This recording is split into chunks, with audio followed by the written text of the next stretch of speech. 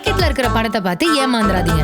இனிமே கடல் எண்ணெய்னு சொன்னாலே மிஸ்டர் கோல்ட் மட்டும் தான் வாங்கணும். மிஸ்டர் கோல்ட் 100% கடலை எண்ணெய்.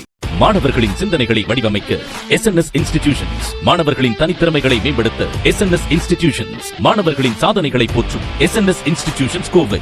The Chennai Silks in Wow Summer Sale. Let the celebrations begin. Indian 2 ஓட இசை வெளியீட்டு விழா இன்னைக்கு நேரு உள் விளையாட்டு அரங்கத்துல மிக பிரம்மாண்டமா நடந்துகிட்டு இருக்கு. அந்த நிகழ்ச்சியில ஏகப்பட்ட பிரபலங்கள் வந்து கலந்துருக்காங்க. அந்த வகையில இன்னைக்கு இருக்கக்கூடிய 2K கிட்ஸ் மத்தியில கமலஹாசன்னா யாரு, ரஜினிகாந்த்னா யாரு அப்படின்னு புரிய வச்ச 2 தமிழ் யங் டைரக்டர்ஸ் நெல்சன் மற்றும் லோகேஷ் கனகராஜ், இவங்க 2 பேருமே இந்த நிகழ்ச்சியில கலந்துருந்தாங்க. அவங்க இந்த நிகழ்ச்சியில என்ன பேசினாங்க அப்படின்றத பத்தி தான் இந்த வீடியோல நம்ம தெரிஞ்சுக்க போறோம். மிக பிரம்மாண்டமா அமைக்கப்பட்ட அந்த மேடையில நெல்சன் மற்றும் லோகேஷ் கனகராஜ் இவங்க 2 பேருமே வந்து பாத்தீங்கன்னா ஒன்னா அழைச்சிருந்தாங்க. 2 பேருமே ஸ்டேஜ்ல ஏறி இருந்தாங்க. சோ முதலாவதா பேசின நெல்சன், எல்லாருக்குமே வணக்கம் ஃபர்ஸ்ட். சோ ஆக்சுவலா இந்தியன் 2 அனௌன்ஸ்மெண்ட் பண்ணும்போது பிக் பாஸ்ல தான் நான் அப்ப இருந்தேன். ஸோ அப்போ பிக் பாஸ்ல இருந்த சமயத்தில் தான் இந்த அனௌன்ஸ்மெண்ட் வந்து பண்ணியிருந்தாங்க. ஸோ இந்த படத்தோட டிராவல் எப்படி இருக்கும் அப்படின்னு கேட்டிங்கன்னா எனக்கு நல்லாவே தெரியும். அப்புறம் சங்கர் சாருக்கு நான் ஒரு நன்றி சொல்லணும், என்னோட கோலமாவு கோகிலா படத்துக்காக.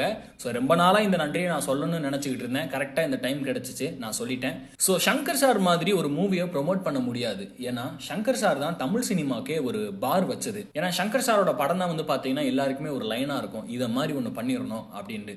ஸோ இந்த இந்தியன் 2ல எவ்வளோ பெரிய பாரை வச்சிருக்காருன்னு தெரியல. ஏன்னா அந்த அளவுக்கு இந்த படம் ஒரு பயங்கரமான ஒரு இன்ஸ்பைரிங்கான ஒரு படமா கண்டிப்பா இருக்கும் அப்படின்னு நான் நம்புறேன். அவர் அந்த மாதிரி தான் எடுப்பாரு. ரஜினி சார் எப்பவுமே சங்கர் சாரை பத்தி பயங்கரமா சொல்லுவாரு, ரொம்ப டெடிகேஷனா இருப்பாரு அப்படின்லாம் சொல்லுவாரு. எனக்கு என்னடா நம்ம அவ்வளோ நிறைய கத்துக்கிட்டோம் போல அப்படின்னு இருக்கும்.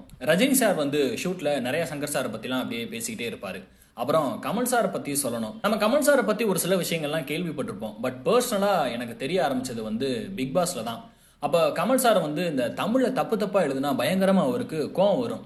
ஒரு டைம் வந்து பிக் பாஸ்ல வந்து ஒரு ஸ்கிரிப்ட் எழுதினப்போ பசங்க என்ன பண்ணிட்டானுங்க, தப்பு தப்பா ஸ்கிரிப்டை எழுதிட்டானுங்க. அதுல உடனே சார் என்னை கூப்பிட்டாரு, இங்க என்ன எழுதிருக்கு அப்படின்னு கேட்டாரு. அப்ப நான் வாசிக்கும் போது அதுல தப்பா இருந்தது சொல்லி மாட்டிக்கிட்டேன். அப்போ வந்து என்னை பயங்கரமா திட்டினாரு. ஸோ தமிழ் எல்லாம் ஒழுங்கா எழுதுங்க அப்படின்ற மாதிரி என்னை திட்டினாரு.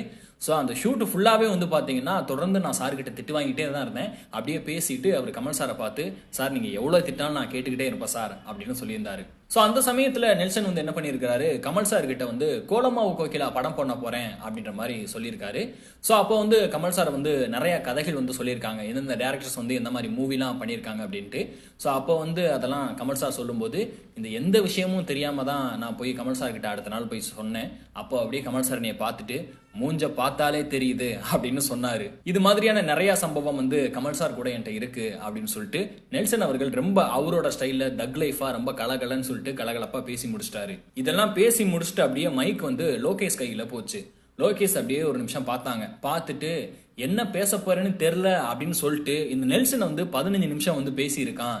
எனக்கும் கமல் சார் கூட இந்த மாதிரியான ஸ்பெல்லிங் மிஸ்டேக்ல நிறைய பஞ்சாயத்துலாம் நடந்திருக்கு. அவர்கிட்ட நானும் திட்டு வாங்கியிருக்கேன். ஒரு டைம் வந்து ஸ்கிரிப்டில் வந்து அப்பப்போ சில மிஸ்டேக்ஸ்லாம் வரும். அந்த மாதிரி நான் போய் சார்கிட்ட காட்டிட்டேன். அப்படி காட்டும்போது சார் அப்படியே பார்த்தாங்க. பார்த்துட்டு இதில் தப்பாக எழுதியிருக்கு லோகேஷ், இது யார் எழுதுனான்னு தெரியுமா அப்படின்னோடனே நான் அப்படியே பொறுமையாக சொன்னேன், சார் நான் தான் சார் எழுதுனேன் அப்படின்னு. அதோட பார்த்துட்டு பயங்கரமாக திட்டினாங்க. ஸோ அதுலேருந்து பார்த்தீங்கன்னா அடுத்து நான் எந்த வித மிஸ்டேக் இல்லாமல் அதை கரெக்ட் பண்ணிட்டேன். விக்ரம் மூவிக்கு நான் சைன் வாங்க போகும்போது கமல் சார் அந்த இந்தியன் 2 மேக்கப்பில் தான் இருந்தார். அப்போது நான் சைன் போட சொன்னப்போ சார் எல்லாத்தையும் படித்து பார்த்துட்டு சைன் போடும்போது அவரால் கையை அசைச்சு இந்த சைன் போடுறது கூட அவ்வளோ கம்ஃபர்டபுளாக இல்லை.